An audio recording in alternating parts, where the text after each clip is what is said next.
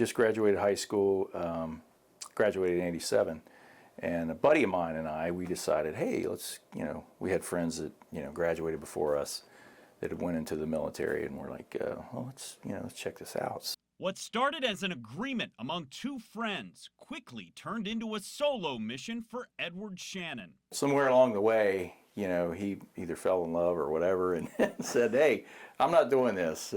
So that's when I decided, I'm going to go ahead and follow through with what I said I was going to do as far as going into the military. True to his word, Shannon ventured out on his own to serve his country with the United States Air Force. The Air Force has security police, and you're either a security specialist or law enforcement specialist. So I did the law enforcement specialist thing, thinking, well, it'd be a great career to fall back on, if I ever wanted to pursue it down the road. We'll circle back to that in a moment. First, there was important business to tend to in the Middle East. So, yeah, they were looking for volunteers, and I was like, well, if, guys with families, want to spend the holidays with them, I'll, and I was one of the new guys stationed there, yeah. So I'm like, well, I'll, send me, so I kind of volunteered for it. They had these revetment storage areas, which were, they had F-15 Strike Eagles there. They had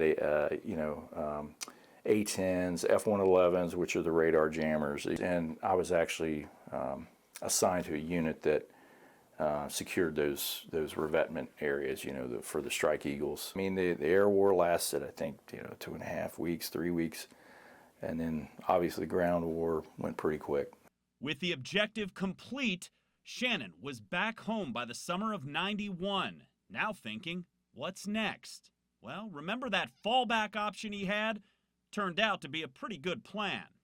Decided, well, hey, I had this career in law enforcement, and this job came up, with the Indian Hill Rangers. I said, well, this is kind of, that's where I belong. And that's where he's been ever since. A career he's loved every step of the way for the last 31 years, working his way all the way up to assistant chief. But it all started by answering the call to serve his country. To know now that we've been a nation for 250 years, and that, the principles that we were founded on as a nation, and, just the fact of everything that we've been through, regardless of which side of the aisle you're on politically, this is still the best country in the world. Ed Shannon, on behalf of Local 12, we present you with this challenge coin. Thank you for your service. Thank you. Thank you, Adam. I appreciate that. Absolutely. Thank you. Awesome. That's very cool.